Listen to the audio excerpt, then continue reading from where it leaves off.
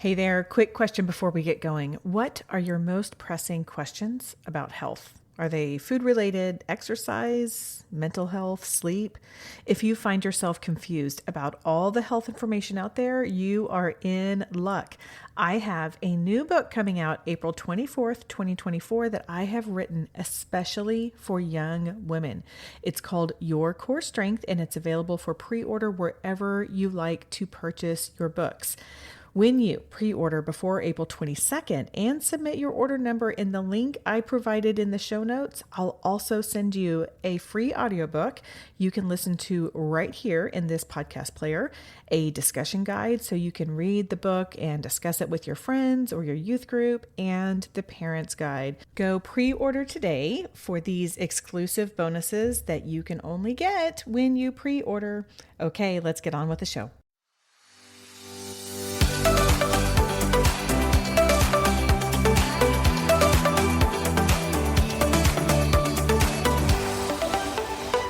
Hey everyone, I'm Amy Connell. Thanks for tuning in to Lessons to My Teenage Self, a Christ-centered, diet culture-free show about all things health for teen girls. This is the shortcut you need to thrive in your physical, mental, and spiritual health.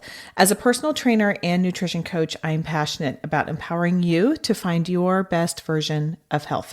Each week, we dig into one topic I wish I had known as a teen. And today's topic actually comes from our Ask Amy series.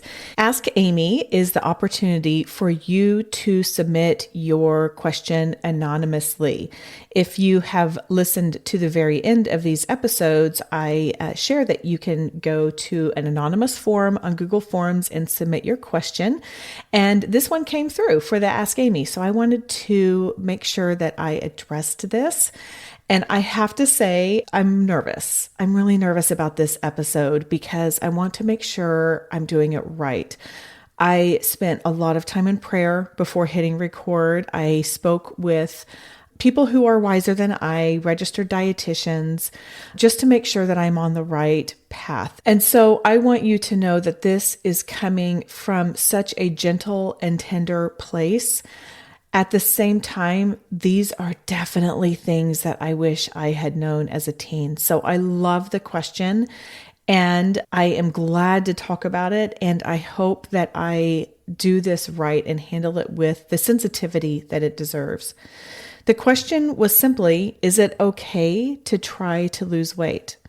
One of the things I love about this question is it means that you're listening, and it means that you are starting to question some of the diet culture that we have heard. If you are not familiar with diet culture, I did an entire episode on that. You can go back and listen to it. But we're starting to think like, actually, maybe I don't need to manage my body. And then the person who submitted this is probably thinking, but I kind of want to, and maybe I do want to lose weight. One of the things that I like is that this is anonymous, and so I have no idea who submitted this. I have no idea what the size of this person is. I don't know if she is tall or short or what size body she's in. And the beautiful thing about this is my answer would be the same no matter what. And before I get into a lot of the research, because I did do a lot of research on this, I want to just say, of course you're wondering about losing weight. This is all we hear about. You can't turn on a morning show. You can't pull up TikTok. You can't have a conversation with people. You can't go to lunch or out to dinner with your girlfriends and have weight or body size not show up. And if I'm really honest, my body has changed a lot in the last few years because I'm kind of on the end of things and entering into menopause, and it's bigger than it used to be. And if I woke up tomorrow and it was smaller, I wouldn't complain. And there's no reason for that because everything, all of my blood work is fine. Like my functionality is fine. My sleep is fine. But we have in our culture so ingrained in us that smaller is better, that of course we're going to want to lose weight. This is what society has told us. Society is not often right, though. So what I want to spend our time doing today is I want to share with you some of the research that I have found and that I have learned, and that I learned also even while writing my latest book, Your Core Strength. And then I want to dive into some of the mindset behind of this and where does this fall in line with our faith? And then I do have some guidance for you as well. So stick with me. This may be a little bit longer than 10 minutes, but it is a simple question with a very robust answer. Now, the first thing I'm going to assume is when someone says, is it okay to try and lose weight? What they're really meaning is changing body composition. And probably they're also meaning to lose adipose. Adipose is simply the fat that is on your body. And they're not saying like, I'm going to go in and try and get my leg amputated so I'll lose weight. I mean, that's an extreme example, but that is one way to lose weight. Not recommended. Please don't do that. But I'm just going to make this assumption that you're meaning I want to see this number on the scale go down. If you are trying to lose weight, this almost always means that you are reducing your energy intake or the amount of food you consume, otherwise known as calories, and you are exerting more energy than you are intaking. This means restriction. And I'm going to tell you, this episode is going to be full of little mini lessons to my teenage self. And one of these mini lessons is it's just not okay to not give your body the food that it needs. It needs to run. It needs fuel. Just at a biological level, your body needs energy to run on, and food provides the energy. Restrictive eating does come with some risks. One thing is nutritional deficiencies. So teen girls already, the research has shown that they are more likely to have low intakes of some nutrients, specifically protein. We've talked about protein a little bit, and we will talk more about it in the future, but we talked some about it on what should I eat before I work out. Iron, magnesium, choline, folate, and vitamins B6 and B12. When we restrict, we typically will have even fewer of these nutrients. When you are a young adult, your body is still growing. Your body is still developing. Fun fact, your bones actually will continue to grow and develop until you are about 26 or 27. This is called peak bone mass. So we need to make sure that we are consuming enough nutrients so our bones are as strong as possible, because they don't really grow much after that period of time. Our hormones are still developing.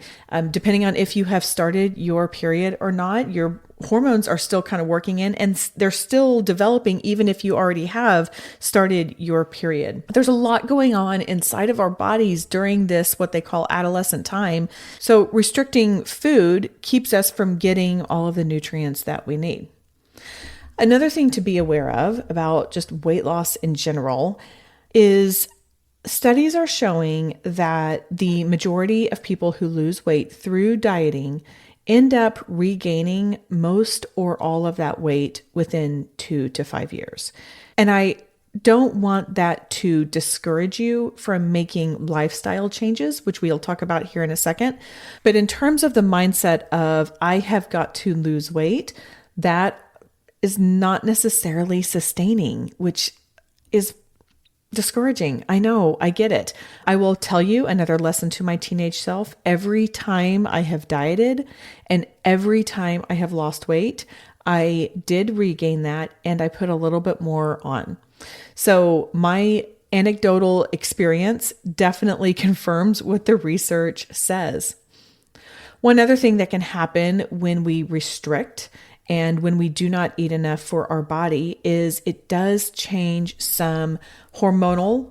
So one thing that can happen is a lot of weight loss can trigger some hormonal and metabolic changes that can actually encourage weight regain. So what happens is we have two primary hormones that deal with our hunger. Ghrelin is what says we are hungry. And so I remember that with growling ghrelin. when we are hungry and when we start to feel either our stomach growling or we're starting to feel kind of lightheaded or don't have an energy, that is ghrelin jumping in and saying, hey, we need some energy. We need to eat. Then as you're eating, another hormone called leptin kicks in. Leptin is the hormone that says, okay, we've had enough. Let's stop. So ghrelin is growling ghrelin. Leptin is let's stop leptin. Well, what happens when we restrict and we're not giving our body the energy that it needs, then those hormones go off, which is kind of weird, but then our body is not doing what it needs to do. Also, our metabolic rate will decrease. So your metabolic rate is also known as your metabolism or your basal metabolic rate. But this is basically like the rate at which your body burns energy if you're just lying on the couch all day, like you're not doing anything. That's just your basic metabolism. When we lose weight, our metabolism will slow down as well. So those are some things to consider as well when you're restricting. Another challenge or some research that has been shown is restricting for weight loss is often viewed as a temporary fix rather than like, these are changes that I am making forever. So what happens is we make these temporary changes and then we lose some weight and then we're like, okay, I'm there. I can do whatever I want now. And I'm saying this from experience, by the way. I absolutely have done that.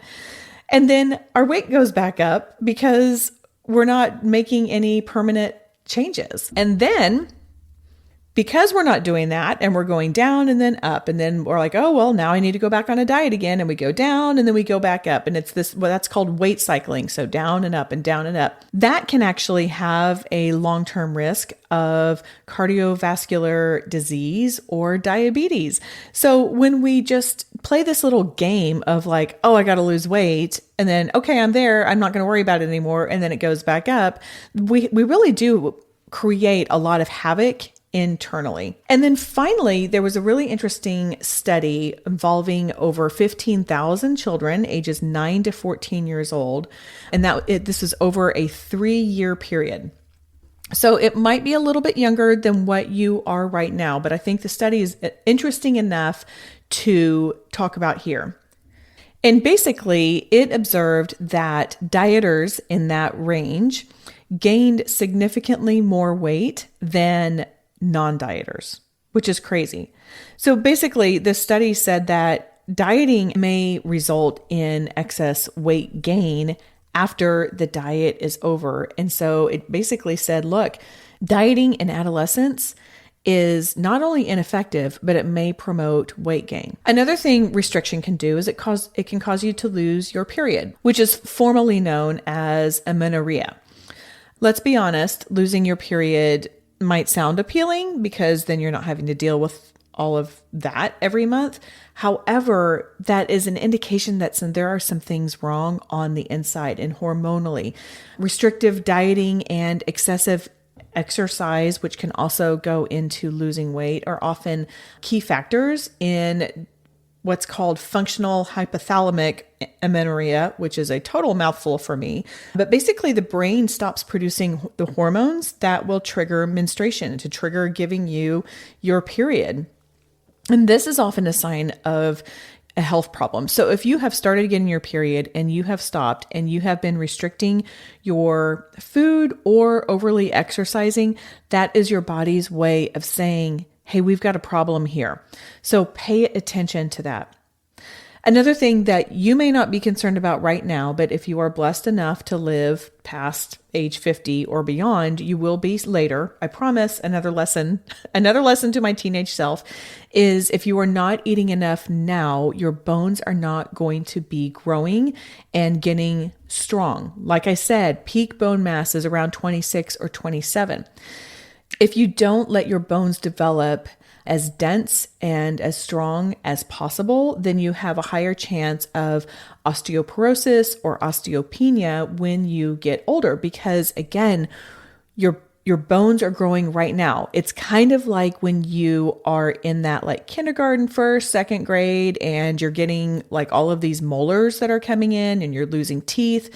Those are the teeth that you're going to have for the rest of your life. And P.S., make sure you floss all the time too. That's another lesson to my teenage self.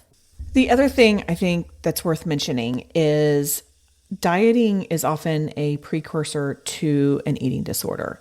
And that's because we get caught on things and our brain starts really latching on and doing more and more and more of it. I think that's something that we really need to be aware of. Then the final thing is when we restrict, again, research shows that that leads to binging and eating more than you need. I think that if we sit back and think about it, that makes total sense, right? If we tell ourselves that we can't have the Oreos because they're, quote, bad for us. And remember, I've done an episode on, good and bad foods and how I don't really believe that there are good and bad foods. Well, when we completely restrict that, then when we have them, we often will eat way more than we need. Eating an Oreo is not a bad thing. But when we binge because we have been restricting, then that's not really what's going to make our body feel best. That's another thing to be aware of is restricting can lead to binging and eating more than what you need. Now, that was some of the research that I have seen and accumulated, and much of it is in my book, Your Core Strength. But I want to talk some about our mindset. And when we restrict, at the end of the day, the simple thing is it's not really honoring our unique God-created bodies. Our body is designed to need fuel, and we need to give it that fuel. We need to nourish our bodies with a variety of foods. And when it's asking to be fed, we need to feed it. And so when we restrict, then that's really not honoring the way that God designed our bodies. There is a theory out there called the set point theory. Now, to be clear, this is a theory, so there's not a ton of specific research that I'm aware of that goes behind this. But basically, the set point theory proposes that the body has kind of a predetermined weight range or just a size that it wants to hang out at, and it will kind of defend that. That means that it is difficult to maintain a significant weight loss or weight gain over the long term. Like your body's going to settle out at the weight that God designed it to be. When we are restricting and when we are dieting, it may be that we are taking our body outside of that set point. Now, I will pause in here and say when we optimize our original body, when we do the things that our body needs, which is moving and sleeping and eating enough and eating a variety of foods that have proteins and carbs and fats, then our body will kind of settle at wherever it needs to be. Also, God gave us food to eat. He didn't give us food to look at and think, ooh, I shouldn't have that. I can't have that. God gave us food to eat, and He gave our body the desire and the need to have energy. So again, kind of that goes back up to not honoring our God-created bodies. And we can't do what we are called to do if we don't have the energy and if we haven't been giving ourselves the energy that it needs to survive. Another thing that I want to camp out here for just a second on is where is our heart when we are trying to lose weight? Here's some questions that I just kind of want you to think about. Like, what is your goal or what is your focus of this? Will weight loss change how you feel about yourself? What are you attaching the weight loss to? So by that, I mean, okay, well, if I lose weight, then my cute science lab partner might look at me. Or if I lose weight, then this friend group will accept me. Another question to ask is, well, what happens if it comes back? Here's another one. How will you feel if weight loss doesn't happen? So these are all things to consider. And something else that I feel like I have to throw out is you may do all the quote unquote right things, right? Like you may start eating a variety of foods. You may get plenty of sleep. You may doing the things that you feel like that you're supposed to do to lose weight. That may happen. It may not. And it may not because your body is going to fight to be where it needs to be. It may not because regardless of your body size, your body may not want to lose weight. And it may not because your body is good. Your body is so good. We do not need to earn thinking that we have a good body because we have lost weight. And I know our society tells us that in order to be healthy, you have to lose weight. And I'm here to tell you that there's a lot of ways of being healthy that is outside of your weight. Like I said, this was a lot to unpack in this episode, and I actually go into this a lot more in my book, Your Core Strength. So this book I actually wrote for teen girls, and the subtitle is A Young Woman's Go-To Guide to Eating, Exercise, and Empowered Health.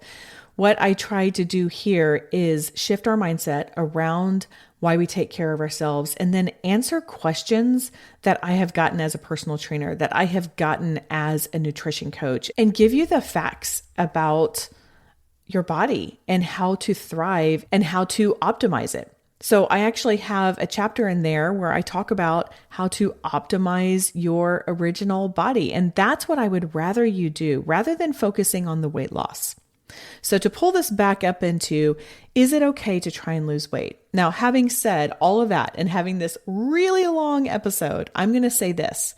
This is your choice to make. This is your choice. You can choose to try and lose weight if you want to. But I want you to have the facts about it, because I don't want you to feel shame if you do and then if the weight comes back, or if you try and there is no weight change, because it is so much more about just your body size. So I'm not here to tell you that no, you can't try to lose weight. If you were to ask me what my opinion is, I would say I would rather you try to optimize your original body and make changes so you can feel well, so you can function well, so your insides hormonally are functioning well. And then let's see where your body size shakes out. But I would so much rather you feel and function well than see you in a smaller body. Smaller body, like I said, there's nothing wrong with it. And if I woke up tomorrow and I was in a smaller body, I wouldn't complain. But also, that's just not the most important thing. So is it okay to try and lose weight? That's for you to decide. But I hope that today's very long episode gives you more information. And if you're wondering about, well, how do I optimize my body? Then you can pick up my book and read it. It comes out April 24th, 2024. So if you are listening to this real time, that is in just a couple weeks.